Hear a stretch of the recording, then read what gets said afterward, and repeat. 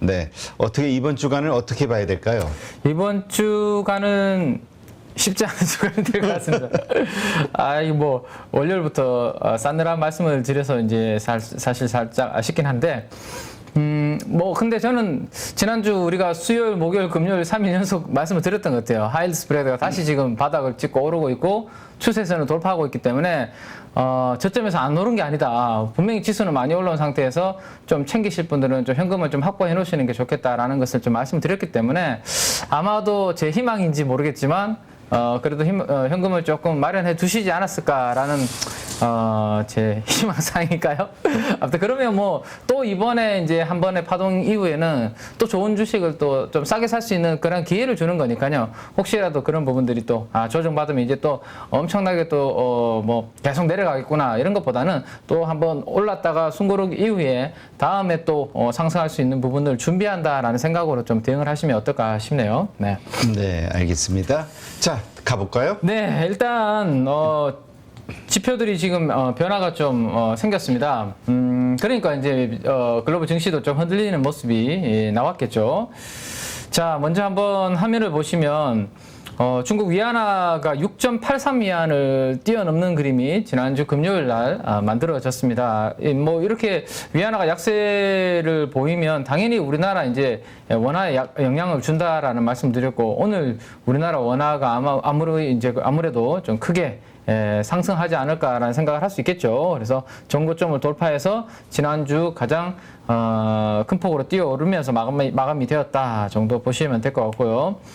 자, 유가는 뭐 큰 움직임은 없습니다. 90달러를 전후해서 92 정도까지 갔다가 다시 90달러까지 내려오고 88, 85에서 다시 반등하고, 그래서 90달러를 전후해서 크게 올라가지도 않고 크게 내려가지도 않는 그러한 흐름인데, 뭐 90달러 정도 수준이면 그렇게 낮은 유가의 수준은 아니고요. 여전히 조금 높은 수준의 유가는 유지가 되고 있다라고 보시면 좋겠습니다.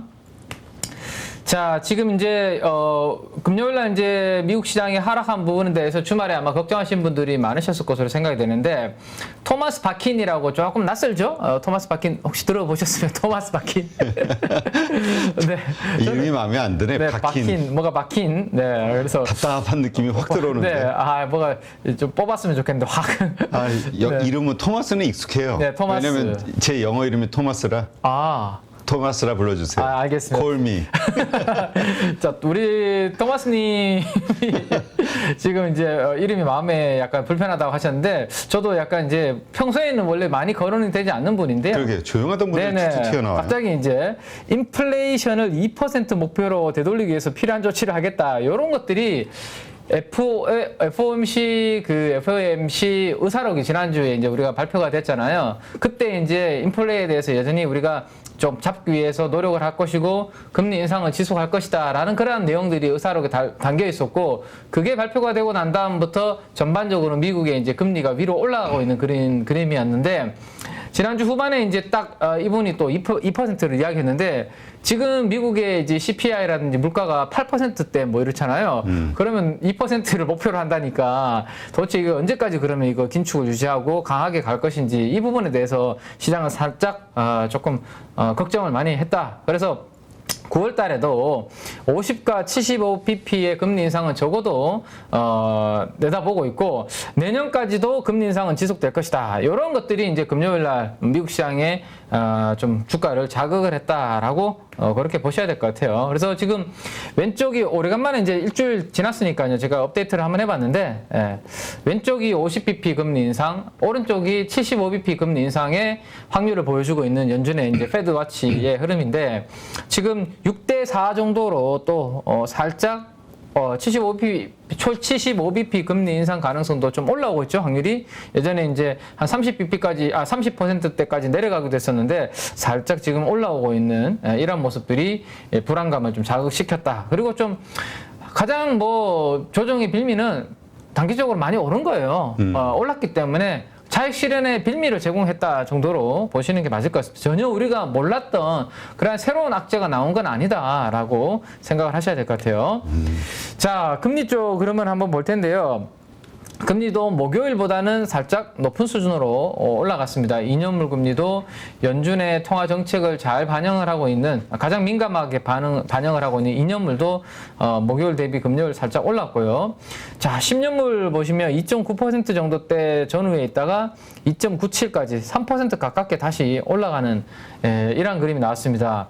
금리가 전반적으로 올라가니까 당연히 이제 좀 성장주들이 많이 있는 미국의 나스닥 위주로 하락폭이 좀 더 컸다라고 그렇게 보시면 되지 않을까 싶네요. 그래서 이런 부분들이 자극이 되었고요.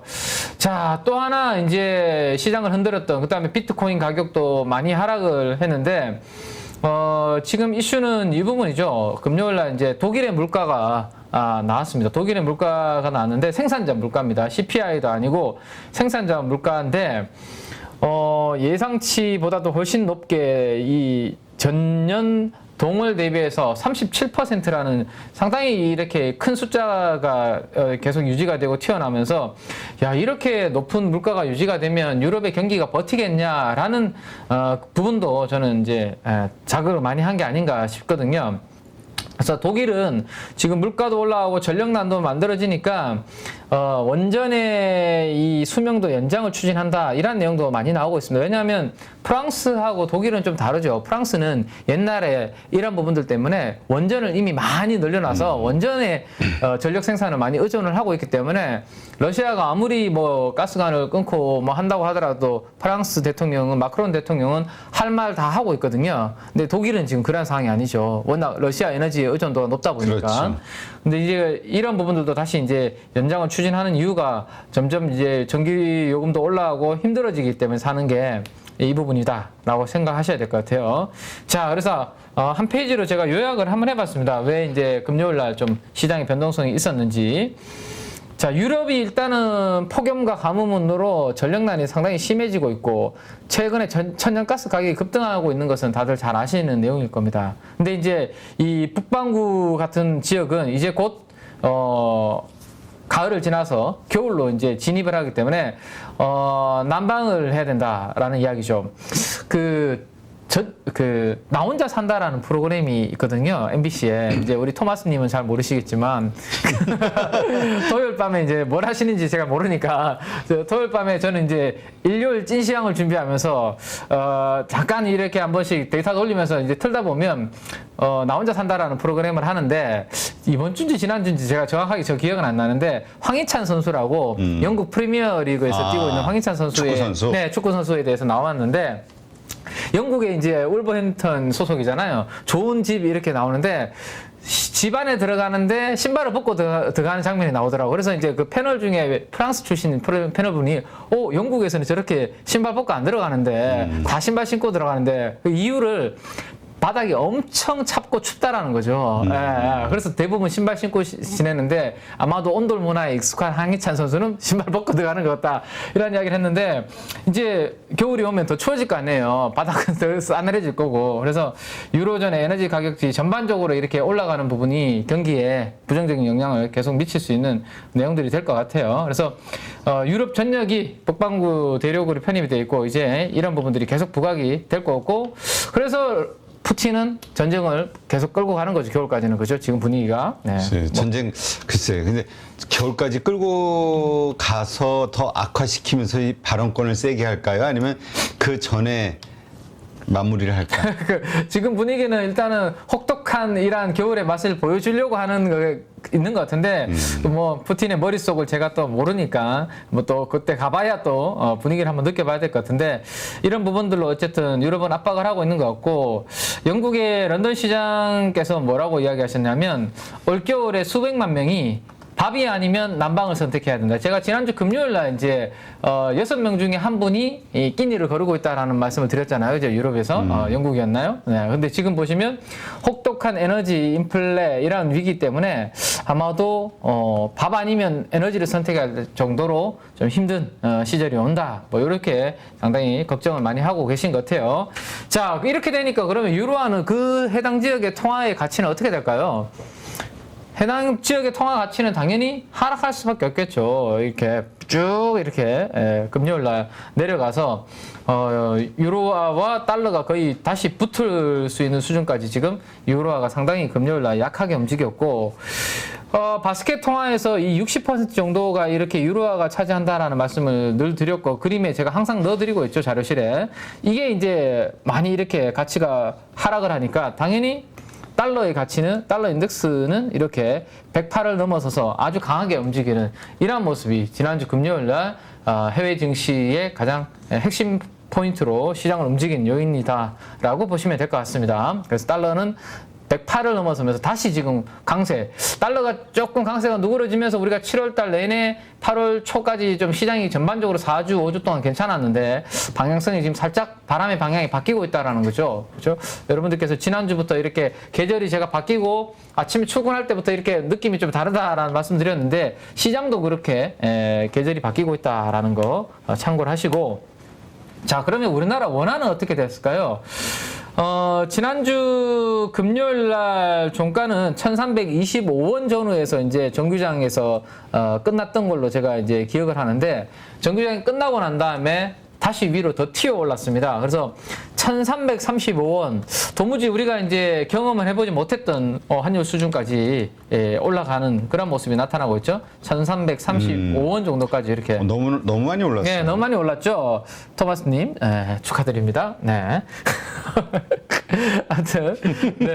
아무튼 1335원을 튀어오르면서 이거는 우리가 정말로 우리나라에서 뭔가 큰 위기거나 아니면 글로벌 아주 상당한 큰 이슈가 나왔을 때 구경할 수 있는 환율 수준까지 지난주 금요일 장 끝나고 난 다음에 튀어올랐기 때문에 오늘 우리나라의 이 환율은 튀어오를 것이고 그러면 이 튀어오르는 환율에 외국인들의 수급은 어떻게 작용을 할 것인지 이게 이제 장 출발하고 난 다음에 중요한 시장에 이제 관건이 되지 않을까라는 생각입니다.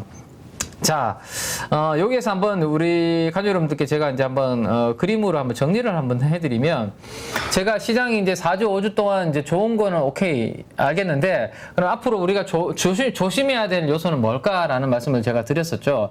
첫 번째가 중국발 부동산 관련된 리스크를 말씀을 드렸고 두 번째가 유로화의 약세 이야기를 해드렸습니다. 근데 지금 일단 중국의 부동산 관련된 부분은 일단은 약간 뭐 추가적으로 뭐 더 악화 불거지는 뉴스는 일단 안 나오고 있는 상황에서 지난주 금요일 날은 이 유로화 약세라는 이 부분이 자극을 하고 있는 부분인데요. 그래서 제가 명확하게 유로화 약세가 왜 우리나라 시장과는 좀 불리한지에 대해서 언제부터죠? 제가 이게 15년도 보니까 한 7년 동안에 유로화랑 우리나라 코스피를 한번 그림을 그려봤거든요. 그려봤는데 한번 보시기 바랍니다. 그 까만색이 유로화의 움직임이고요. 올라가는 것은 유로화의 강세요. 내려오는 것은 유로화의 약세라고 생각을 하시면 됩니다. 그러면 노란색은 우리나라 코스피의 움직임이라고 보시면 돼요. 그러면 유로화 강세 나타날 때 우리나라 코스피는 이렇게 상방으로 움직이고 유로화가 이렇게 약할 때 코스피는 같이 내려왔죠. 근데 최근에 흐름 어땠나요? 최근에 1월 달부터 6월 달까지 유로화가 이렇게 검은색 선이 내려올 때 어땠나요? 우리나라 코스피가 많이 내려왔죠. 특히 6월 한 달 동안 큰 폭으로 떨어졌었죠.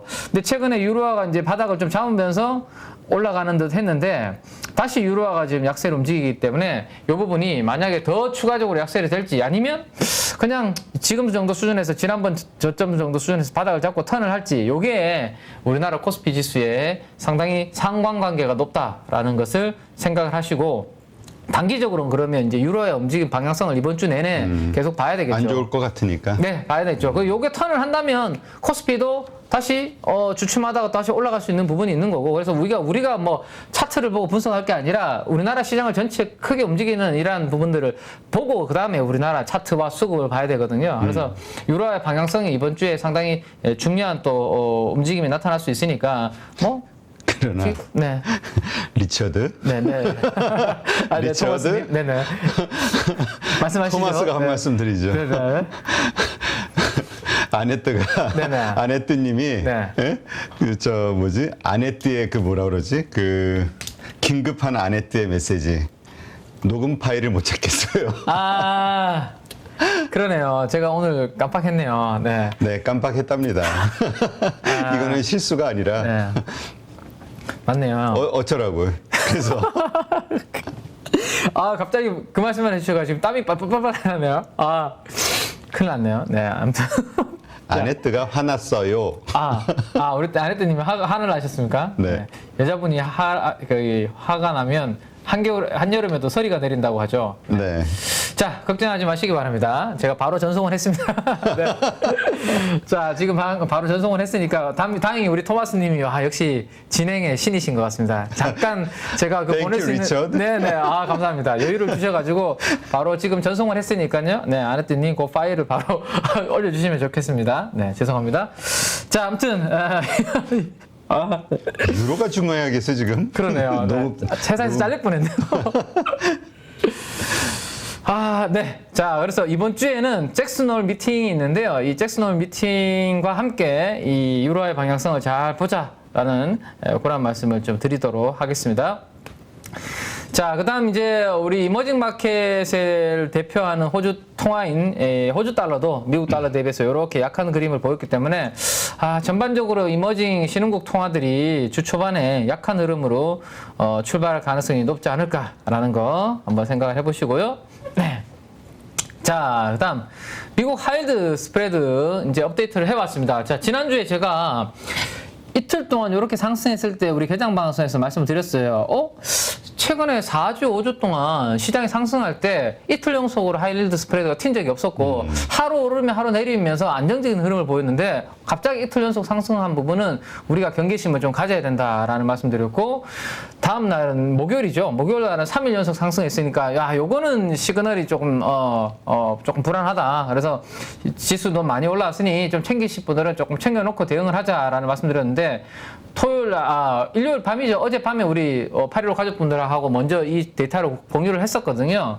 자, 4일 연속 하이힐드 스프레드가 올라왔고 제가 이제 금요일 날 말씀드렸던 이 고점과 고점을 연결한 하락의 추세선을 돌파해서 올라왔는데 이게 이제 주가면 좋겠는데 나스닥 지수 뭐 우리나라 코스피 지수의 움직이면 좋겠는데 위험 지표인 하이힐드 스프레드가 지금 저항선을 뚫고 올라온 것은 이거는 이제 다시 위험 신호가 나타나고 있는 거죠. 시장에 뭔가 불안감이 커지고 있다. 그러니까 돈들이 위험 자산을 선호하지 않고 이제 안전 자산 쪽으로 다시 조금 움직이기 시작했다라는 것을 보여주는 시그널이라고 말씀드렸습니다. 그래서 그 부분 참고하시고 가족 여러분들은 이번 주에는 이 부분이 꺾이기 전까지는 우리는 또 약간 공부는 하되 다음 이제 주도주를 찾기 위해서 공부는 하되 현금 가지고 있는 것을 쉽게 집행하기보다는 조금 템포를 늦추시는 그런 부분들을 제가 권고를 좀 드리도록 하고 요 꺾임과 동시에 우리는 또 시장의 심리가 악화되고 이 지표가 꺾일 때 또 우리는 공부했던 종목들을 이제는 한번 들어가 보시죠 라는 말씀을 드릴 거니까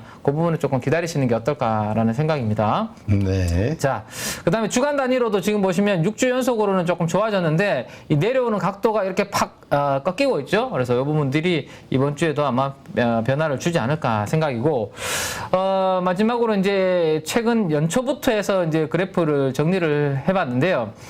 지금 다시 하이힐드는 올라가고 코스피는 지난주 후반에 이렇게 내려오는 그림, 엇갈리는 모습이 나타나고 있죠. 그래서 단기적으로는 우리 가족 여러분들 조금 현금 비중을 늘려놓고 기다리자라는 거 이번 주에 한번 체크하시고 자, 기술적으로도 마찬가지입니다. 나스닥을 제가 사실은 매일매일 체크하다가 종목 이야기, 업종 이야기 많이 해드리려고 이제 일주일에 한 번 정도만 해드리다 보니까 이 부분을 말씀 못 드렸는데 미국 나스닥도 이제는 기술적으로 다이버전스가 발생을 했어요. 주가는 한 단계 더 올라갔는데 보조지표는 오히려 내려오고 있죠. 이런 것들이 이제 에너지의 분산을 나타내는 대표적인 그런 그림 정도 보시고 자, 이번 주에 지난주에 우리가 올라올 때 말씀을 드렸죠. 이렇게 많이 벌리면서 올라오고 있는데 이번 주에는 이 갭이 매우 거의 붙을 것 같은데 거의 붙어버리면 나스닥의 추세적 상승의 마감도 생각을 해야 된다. 그래서 이번 주에 아마 변동성이 좀 나타나면서 주봉 MACD 오실레이트가 4주 연속 상승해서 이제 꺾이는 그림이 나타날 가능성 정도 생각을 하셔야 됩니다. 네, 이런 부분들 체크를 하시고요. 자, 그 다음에 공포와 탐욕 지수가 우리가 지난주 목요일이죠. 목요일 날 요 이야기를 해드렸습니다. 17일이니까 수요일이었던 거네요. 수요일. 네, 수요일 날 민트 색깔 참 이런 색깔은 우리가 방송하고 처음 본다라고 제가 우리 이야기 나눴었잖아요. 8.15 방송하고. 근데 하루 만에 아니죠. 수요일 날 요 그림이 나왔고 금요일 날 바로 투심이 다시 이렇게 중립으로 다시 이동을 해버렸습니다. 근데 중립보다는 우리가 조금 더 매력적인 가격에 살려면 아무래도 요쪽에서 사는 게 좋지 않을까 싶고, 잭슨홀 미팅 때까지는 아마도 요 구간에서의 움직임이 좀 나타나지 않을까라는 생각을 하셔야 되겠죠. 그죠? 그래서 요 정도 구간에서 우리는 또 한번 좋은 타이밍을 한번 잡아보도록 하고요. 이 민트 색깔로 들어간다라는 것은 여기에서 우리가 적극적으로 사는 게 아니라 가지고 있던 것들 좀 수익 난 것을 좀 챙겨야 되는, 사람들이 낙관적으로 생각하는 구간이다 라는 거 다시 한번 이번에 또 느꼈습니다. 그죠? 그래서 그 부분 경기 심리를 체크를 해드리고, 자 이제 금요일 날 끝난 미국 판을 한번 보여드리도록 하겠습니다. 피바다군요. 네. 헬스케어 업종을 제외하면 요 가운데가 여기 헬스케어 업종인데요. 헬스케어 업종을 제외하면 조금 빨간색이 많습니다. 그리고 나스닥 금리가 좀 곰실곰실 많이 올라가다 보니까 나스닥의 성장주 위주로 많이 하락을 했네요. 아마존, 테슬라 2%, 메타가 3%, 반도체 섹터가 전반적으로 많이 하락하는 그런 모습이 지난주 금요일 날 미국 증시의 특징적 흐름이고, 자, 오늘 우리나라 이제 반도체 섹터가 이제 삼성전자 하이닉스가 좀 버텨줘야 지수가 안 밀리고 조금 어느 정도 좀 선방할 수 있는데, 일단 마이크론 테크놀로지가 지금 올라가다가 다시 지금 최근에 상승폭을 많이 반납을 했습니다. 지난주 후반에. 금요일 날은 4% 가깝게 빠졌고요. 엔비디아도 5% 정도 하락하는 그런 모습. 인텔이 2.3% 정도 하락하는 이 정도가 반도체 관련주들이 많이 하락을 했기 때문에 오늘 우리나라 부분도 외국인들의 수급을 한번 잘 보셔야 되지 않을까 싶네요. 반도체 관련된 부분에 있어서. 근데 이제 제가 좀 이따가 이제 잠깐 가볍게 언급을 드리겠지만, 이 전체적으로 반도체 관련주들이 좀 하락을 했는데 그럼에도 불구하고 미국에서 반도체 관련주 중에 강했던 종목이 있습니다. 전력 반도체라고요. 전력 반도체 섹터인데 거기는 상대적으로 좀 강하게 끝났거든요. 그래서 그 부분은 이제 우리가 시장에 이번에 이제 좀 흔들림이 좀 나올 때 좀 한번 공부를 해볼 만한 저는 이제 테마, 섹터가 되지 않을까 싶어서 그 부분은 이따가 한번 종목 관련, 우리나라 관련주까지, 미국의 종목은 어떤 종목이 있었고 우리나라 관련주까지 말씀을 좀 드리겠습니다. 자, 이제 오늘 제가 외국인들이 얼마나 이제 최근에 이 버팀 역할을 해줄지가 관건이라고 말씀드렸는데, 한번 보시죠. 1월 달부터 지난주 금요일까지 제가 이제 우리나라 코스피 지수 검은색과 노란색은 하루하루 외국인들의 순매수 추이를 제가 이제 그래프로 그려놓은 건데요. 1월 달부터 6월 달까지 한번 보세요. 위로 그래프보다는 아래쪽에 그래프 빈도수가 훨씬 많죠. 그래서 1월부터 6월 달까지는 외국인들이 계속 매도하는 그림이었습니다. 그러다 보니까 코스피도 이렇게 내려오는 그림이었죠. 근데 7월 5일을 기준으로 하이힐드가 돌아서면서 코스피도 많이 올라왔는데 그 역할은 외국인 수급이 이렇게 반전되면서 역할을 많이 했습니다. 근데 외국인 수급이 이렇게 돌아섰을 때가 환율이 다 1310원 전후에 있을 때거든요. 자, 이번에 1330원까지 이제 오늘 튀어 올라갈 것 같은데, 과연 1330원에서도 2개월 연속 순매수 기조가 유지가 될 건지, 왜 단기적으로 우리나라 환율이 이렇게 올라가는 거지 추세적으로 이 고환율이 유지가 되지 않을 거다라는 생각을 외국인들이 한다면 순매수를 할 거고, 이거 추세적으로 당분간 고환율이 좀 더 이어질 것 같다라는 생각을 들면 외국인 매수세가 조금 주춤할 수 있겠죠. 그죠? 그래서 오늘 이 부분만 유지가 되면 미국 나스닥 많이 하락했어도 선방을 좀 할 것 같은데, 그게 아니면 아마 단기적으로 많이 올랐던 상황에서 조정을 우리가 조금 받을 수 있는 그런 부분 염두해 둬야 되고, 특히 코스피보다는 코스닥이 변동성이 좀 커질 수 있는 그런 부분이 될 것 같고, 금요일 날도 외국인 매도가 1000억 이상 코스닥에서 나오면서 많이 흔들렸죠. 그죠? 그래서 코스닥 쪽 변동성에 좀 유의를 하셔야 되지 않을까 싶습니다. 그래서 잭슨홀 미팅 25일, 27일까지 잭슨홀 미팅이 있는데, 그때까지는 제 생각에는 잭슨홀 미팅에서 파월 연준 의장이 조금 강하게 기대 인플레를 찍어 누르기 위해서 조금 강한 스탠스를 계속 유지할 것 같아요. 이런 조금 금리 인상, 물가를 잡기 위한 우리의 마인드는 계속 가져가겠다라는 이야기를 아마 여러 학계 전문가들, 교수분들, 경제학자들, 뭐 언론사 뭐들 많은 분들이 모여서 이제 앞으로 거시적인 방향성에 대해서 논의하는 자리가 이 잭슨홀 미팅이거든요. 거기에서 연준의 파월 의장은 아마도 그런 기대 인플레를 조금 내리기 위한, 늦추기 위한 그런 강한 발언을 유지하지 않을까 싶습니다. 그래서 이번 주는 결국 지수보다는 철저히 개별 종목 장세가 될 가능성이 높다라는 생각이고, 이러한 부분들이 좀 발빠른 매매가 쉽지 않다면 제 생각에는 현금 비중을 조금 늘려놓은 상태에서 조금 이 안정을 찾을 때까지 조금 한 템포 기다리는 것도 저는 좀 좋은 전략이 되지 않을까 싶네요. 네. 자, 지난주 금요일 날 외국인들이 수급이 안 좋았어요, 사실. 근데 지금 표면적인 숫자만 보면 3,300원 매수가 잡혀 있잖아요. 요거는 그 블록딜이 있었습니다. 카카오뱅크죠. 카카오뱅크가 대규모의 블록딜이 있었기 때문에 이게 잡힌 거지. 실질적으로 장중의 흐름을 보시면 외국인들이 그렇게 수급에 우호적이지 않았습니다. 벌써부터. 그래서 이 부분이 이번 주에 또 주 초반에 잘 보셔야 됩니다. 외국인들 방향. 그렇군요. 지난 금요일 날 보니까 네. 외국인들이 삼성전자를 팔았었군요. 네네네. 크지는 않은 액수지만. 그렇죠. 팔았는데 카카오뱅크 관련된 블록딜이 저게 이제 장 끝나고 반영이 되는 바람에 순매수로 조금 보이는데, 원래는 우리나라 시장에 대해서 삼성전자를 중심으로 좀 매도하는 분위기였습니다. 네. 근데 문제는 코스닥은 더 큰 폭으로 이렇게 규모에 비해서 1,500원이나 팔았거든요. 거기에다가 상업펀드 투신까지 매도가 나오니까 많이 밀리는 그림이었는데, 아마도 오늘 저는 걱정되는 부분은 코스피보다는 코스닥이 사실 이제 이런 변동성이 좀 크잖아요, 그죠? 그래서 우리 가족분들이 코스닥 비중이 크신 분들은 이런 변동성이 좀 유의를 하셔야 되지 않을까 싶네요. 자, 그래서 이제 외국인 순매수 금액 상위 종목들로 한번 종목으로 한번 들어가 보면, SK 하이닉스를 오래간만에 600억 정도 다시 사는 모습이었습니다. 지난주에 좀 특징적인 그림이 삼성전자는 좀 사는데 하이닉스는 약간 파는 그런 그림이었는데, 금요일에는 또 하이닉스는 600억 정도 샀습니다. 네. 그리고 삼성전자는 살짝 팔았고요.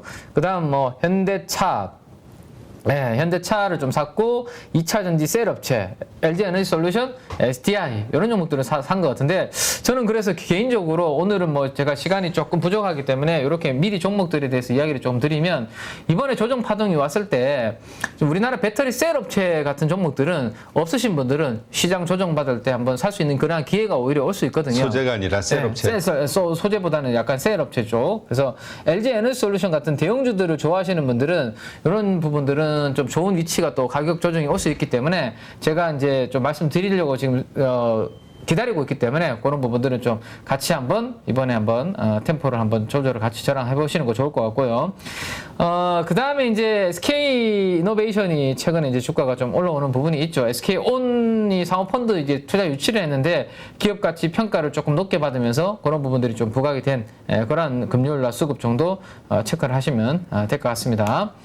자, 하이닉스가 이제 오래간만에 수급이 좀 들어와서 최근 1개월 동안에 이 투자자별 누적 순매수를 한번 업데이트를 해봤는데, 외국인들은 그래도 이렇게 수급을 꾸준하게 유지를 하고 있네요. 한 달 동안. 그죠? 외국인들은 유지를 하고 있고, 기관들이 이렇게 계속 비중을 좀 줄이는 그런 모습이 하이닉스의 주가를 좀 많이 눌려온 그런 그림 정도. 그래서 하이닉스는 단기적으로 외국인 수급의 방향성이 좀 중요하지 않을까 정도 한번 말씀을 드리고요.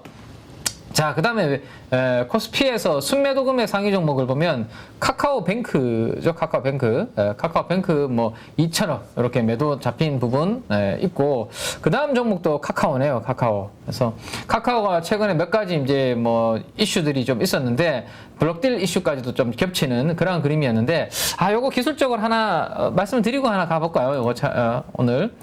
자, 저는 이제 이런 식으로 이제 트레이딩을 좀 하는 편인데, 카카오 뱅크 한번 보시면 최근에 이제 그 뭐 자금 송금 관련된 이슈도 좀 나왔고, 이게 시가가 얼마 있나요? 29,500원 정도 있네요. 네. 29,500원.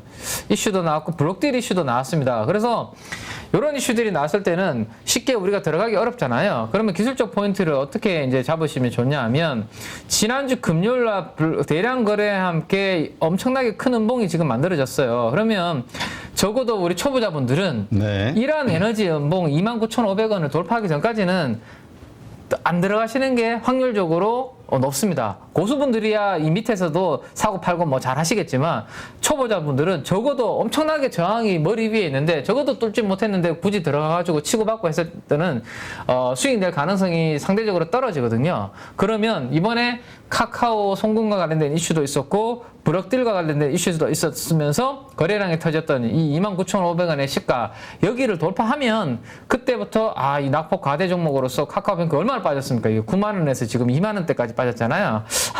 이제는 한번 트레이딩을 해볼까? 자, 거기에다가 제가 이제 삼지창까지 한번 그려놨거든요. 한번 차트를 한번 보시죠. 이거 피치포크 추세선이라고요. 기분 나쁜데. 기분이 나쁘세요? 아침부터 하락의 날카로운 칼창 끝을 우리한테 겨눴단 말이에요. 그것도 3개씩이나 삼지창으로. 추이를 한번 보여드리려고. 이건 제가 개발한 거 아니고 미국의 월가에 유명하신 분이 만들어 놓은 피치포크 추세선이라는 보조지표인데 이거를 이제 밴드를 가지고 추세를 보여드리는 건데요. 지금 보시면 뭔가 밴드 안에서의 작업을 누군가 세력들이 하고 있는 느낌이 안 드십니까, 토마스님? 지금 보시면 밴드를 윗밴드에 닿으면 저항을 받고 아래쪽으로 내면 지지를 받고, 그죠? 딱 지금 근데 이번에 카카오뱅크 블록들이 딱 밴드 저점인데 29,500원을 밟고 올라오면 제가 봤을 때는 이 밴드의 상단부인 35,000원까지는 올라갈 수 있는 그런 그림을 한번 기대해 볼 수 있는 기술적 포인트도 나올 수 있고 낙폭 과대주의 흐름이 나올 수 있거든요. 그래서 지금이 아니고요. 29,500원 돌파하는지 여부 이번 주 중에 저와 함께 같이 한번 체크를 해보시면 좋을 것 같습니다. 네. 자, 그래서 종목 관련된 이야기 앞에 먼저 좀 몇 개 해드렸고요. 네. 자, 이제 월요일 날 아주 바빠요. 네네. 근데 바쁜데 우리 저 주린이처럼 님이 네네. 그 슈퍼챗을 쏘셔가지고 아이고. 이거 그냥 이거 못 보고 넘어갔더니 네. 자기다움 님이 얘기를 하시네. 네. 주린이처럼 님 감사합니다. 진짜 요즘같이 어려울 때인데. 그러니까요. 네. 다들 힘드실 텐데. 네. 감사합니다. 자, 네. 감사드리고요. 그리고 현대차, 기아차 관련해서 제가 주말에 공부를 하다 보니까 이게 조금 낯선 용어가 있어서 한번 가져가 봤습니다. 여러분들은 이미 아시는 분도 계시겠지만 기아 보이즈라는 혹시 용어 아세요? 기아 보이즈? 기아 보이즈? 네, 기아 보이즈. 몰라요. 저도 공부하다가 이게 미국에서 지금 약간 심각하게 나타나고 있는 현상이 사회적 현상이 10대 분들 조금 약간 저도 10대에는 약간 엇나가긴 했었지만 10대의 절도범들이 아니 10대에 엇나갔었지만 네, 지금은 10대의 절도범들이 그러니까 저는 절도 같은 걸 하지는 않았고요. 그냥 약간의 귀여운 일탈 정도 했었죠. 뭐 10대 때 다 그러지 않나요? 아버지 담배도 한번 펴보고 뭐 귀여운 일탈이에요 그게? 그냥 한번 해 호기심에 다 해보는 거잖아요. 그래요. 네네. 그 계속 안 하면 되는 거죠. 네. 아무튼 근데 계속 했잖아. 안 하죠 저는. 담배 저는 안 지금 피우니까. 6학년 때 한 번 딱 해보고. 근데 원래 보통 그렇게 호기심으로 담배 네. 피우면 계속 가는데. 그렇죠. 근데 저는 기침만 나오고 이걸 왜 하는지 저는 아버지 담배도 다 제가 버려버리고 싶더라고요. 이걸 왜 하는지 이해가 안 돼서. 아무튼 근데 미국의 10대들은 절도를 많이 하는데 이 10대 절도범들이 노리는 게 현대 기아차를 주로 요즘 노리고 있다고 하네요. 그거를 가지고 이제 기아 보이즈. 맞아. 그 미국에서 지금 그 뉴스 본 것 같아요. 네네네. 저도. 그래서 저는 최근에 몰랐는데 주말에 공부하다가 이게 현기차에는 엔진이 시동에 관련된 이거 이모빌라이저라는 이 기능이 있는데 이게 작년 또 이전에 생산된 모델들은 이 기능이 없어가지고 절도에 많이 노출돼 있다. 보안이 취약하기 때문에. 그래서 현대차 입장에서는 새로운 보안 키트를 개발해서 판매할 예정인데 지금 집단적으로 좀 이렇게 절도를 당하신 분들 입장에서 좀 집단 소송을 하려고 하는 그런 움직임들이 좀 나타나고 있다라고 하네요. 그래서 여기에서 좀 거액의 좀 보상금들이 좀 혹시라도 이슈가 된다면 또 이제 현대 기아차에 약간의 이슈가 될 수 있는데 이런 부분들은 어떻게 현대 기아차가 좀 항상 이런 고비들 소비자들한테 빨리빨리 대응하고 잘 이렇게 해결을 해줘야지 사실 이거 뭐 또 우리가 현대 기아차가 이런 부분들을 잘 해결해 주는 거나 다시 또 재구매도 할 수 있고 그런 부분 생기잖아요. 그죠? 그래서 미국에서 이런 부분들이 좀 이슈가 있다 정도는 좀 알고 계셔야 되지 않을까라는 거 참고를 하시기 바랍니다. 자, 그 다음 코스닥 쪽을 한번 보면 코스닥 쪽에서는 매도가 많이 나왔기 때문에 100억 이상 순매도가 나온 종목들이 그렇게 없습니다. 순매수가. 상강 MNT 정도가 가장 많은 규모로 매수가 들어왔고 셀트리온 헬스케어 정도 55억 정도 순매수가 좀 들어왔네요. 그 다음 JYP, SM, YG 이런 종목들이 전반적으로 좀 조정을 받았는데 SM과 JYP 정도 수급이 좀 들어오는 모습 좀 한번 체크를 해보시면 되겠습니다. 자, 매도 종목을 보니까요, 외국인들이 2차 전지 소재에 대해서 집중적으로 주 후반에 매도를 많이 했습니다.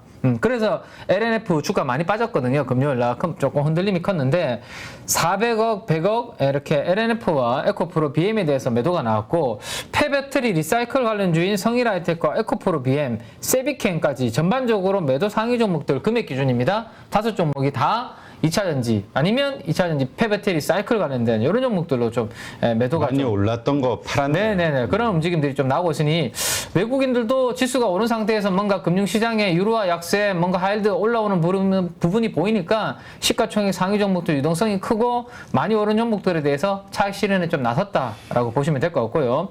자, 오스테인 임플란트 쪽이 매도가 좀 나왔는데 오스테인 임플란트 쪽은 제가 바로 이 이슈 좀 하나 보여드리면 기관과 외국인들이 시가총액을 감안한 업종들 보면 매도 강도에 이 건강관리 장비가 좀 들어가 있는데 여기가 이제 우리 임플란트 관련된 미용 의료기기 이쪽이 들어가 있거든요. 보면 지난주 금요일 날 이런 내용들이 좀 나왔죠.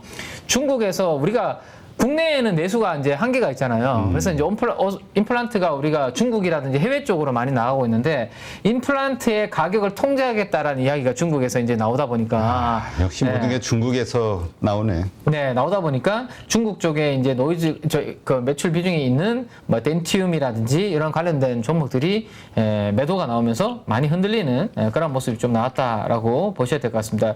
자, 요게 이제 또 지난주 금요일 날 그래서 거래량을 많이 실으면서 음봉이 나왔기 때문에 그 거래량을 수반한 음봉을 밟고 올라서기 전까지는 요 확제가 계속 좀 찍어 누르구나라는 생각을 좀 하셔야 되고 만약에 그 음봉을 빨리 회복을 하면 이거는 생각했던 것보다 중국에서 큰 이슈는 아니고 우리나라 기업들한테 뭐 실적에 큰 영향을 주기보다는 단기적인 뉴스에 불과하구나 라고 그렇게 기술적으로 보고 참고를 하시는 게 좋습니다. 이거는 왜 회사에서 뭐 구체적으로 코멘트가 나오고 애널리스트 분들이 코멘트가 구체적으로 나오기 전까지는 기술적으로 우리가 판단할 수밖에 없는 상황이죠. 그래서 그 부분 한번 지난주 금요일 날 대량 거래를 수반한 음봉을 빨리 올라오는지 아니면 그 음봉을 넘어서지 못하고 밑에서 빌빌거리는지 그러면 이 악재에 대한 우리가 강약을 느낄 수 있으니까 그 부분 한번 체크를 하시기 바라고 오스테인 임플란트의 최근에 그러면 한 달 동안의 수급 누적 포지션을 한번 그려보니까요. 개인들만 최근에는 사고 있었더라고 이미 보시면.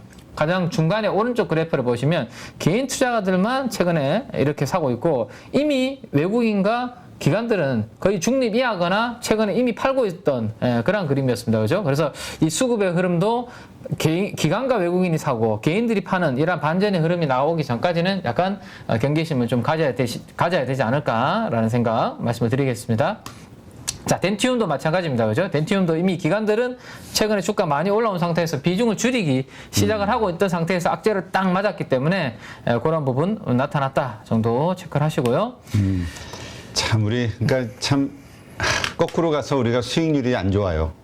큰 손들과 거꾸로 가서. 그렇죠. 네, 같은 방향에 우리가 서야 되는데 항상 이제 우리 815 가족분들은 그래도 조금 같은 방향에 서야 되는데 확신하세요? 같은 방향에 섰으면 좋겠고 그래서 제가 바로 말꼬리 약해지시는데. 네, 제가 요 수급 추이를 늘 말씀드리는 게 이 반대 우리는 개인들 일반 개인들의 방향이 아니라 우리 815 분들은 좀 기관과 외국인 편에서 같이 움직이는 그런 부분들 때문에 제가 늘 수급 데이터를 같이 보고 있죠.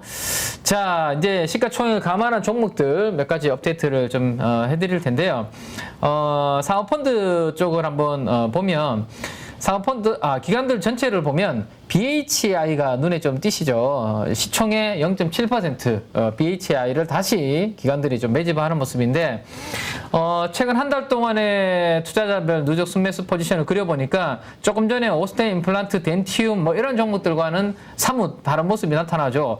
개인들이 이렇게 팔고 있고 기관들이 이렇게 추세적으로 좀 사고 있는 모습. 누구? 연기금과 투신을 중심으로. 네, 외국인들은 좀 샀다 팔았다를 반복을 하고 있지만 기관들이 이렇게 사고 있기 때문에 BHI는 기관들이 좀 의미 있는 물량을 내놓기 전까지는 원자력도 되고요. 저는 최근에 왜 지난주 금요일 목요일 말씀드렸죠. 플랜트 기자재 쪽을 저는 새롭게 공부를 하고 있다는 말씀드렸습니다. 왜냐하면 이제 조선 기자재는 이미 주가가 좀 많이 올라갔고 중동에서 이제 오일머니들이 이제 돈이 많기 때문에 우리 발주가 많이 나오고 있는데 아마도 삼성 엔지니어링이라든지 이러한 기업들이 이제 수주를 받으면 당연히 밑에 있는 기업들한테 이제 또 발주를 낼 텐데 플랜트 기자재 쪽이 이제 그런 수혜를 볼 수 있지 않을까 싶습니다. 대표적으로 BHI도 플랜트 기자재를 또 하고 있거든요. 원자력 기자재도 하고 있지만 그래서 원자력 관련주에다가 플랜트 기자재 관련주로 BHI는 같이 엮여있기 때문에 기관들의 큰 물량의 매도가 좀 나오지 않는다면 요거는 이번에도 시장이 흔들릴 때 한번 좀 관심 가져볼 만한 후보군 중에 하나다라는 거 생각을 하고 계셔야 될 것 같고요. 자, 상업펀드는 어떤 종목을 샀을까요? YG엔터가 조금 저는 특이했던 것 같아요. YG엔터가 금요일날 음봉이 하나 크게 쭉 나왔습니다. 블랙핑크가 이제 데뷔를 그날 딱 했잖아요. 오히려 뺐다 꽃분리가 된 거죠. 오히려 이제 새 음반을 내고 딱 나왔는데 차익 실현 물량 쭉 이제 그 기대감에 들어왔던 단기성 매물들은 나가버렸어요. 더 짧아졌어요 주기가. 네, 그래서 근데 그 신곡이 주말 사이에 1억 뷰가 돌파했더라고요. 뮤직비디오가. 그러면 빌보드 그리고 어떤 순위인지 모르겠는데 어쨌든 무슨 50이었는데 빌보드 맞았던 것 같아요. 1위로 또 등극을 했거든요. 주말에. 그래서 오히려 이런 부분들을 보고 아마도 블랙핑크의 추후의 모멘텀 이제 앞으로 콘서트하고 이제 뭐 이런 부분들을 생각해서 떨어질 때가 기회다라고 생각한 사모펀드는 일부 산 것 같아요. 그래서 우리가 기억을 좀 해야 되는 것들은 어쨌든 최근에 호재가 나왔을 때 따라가서는 물린다.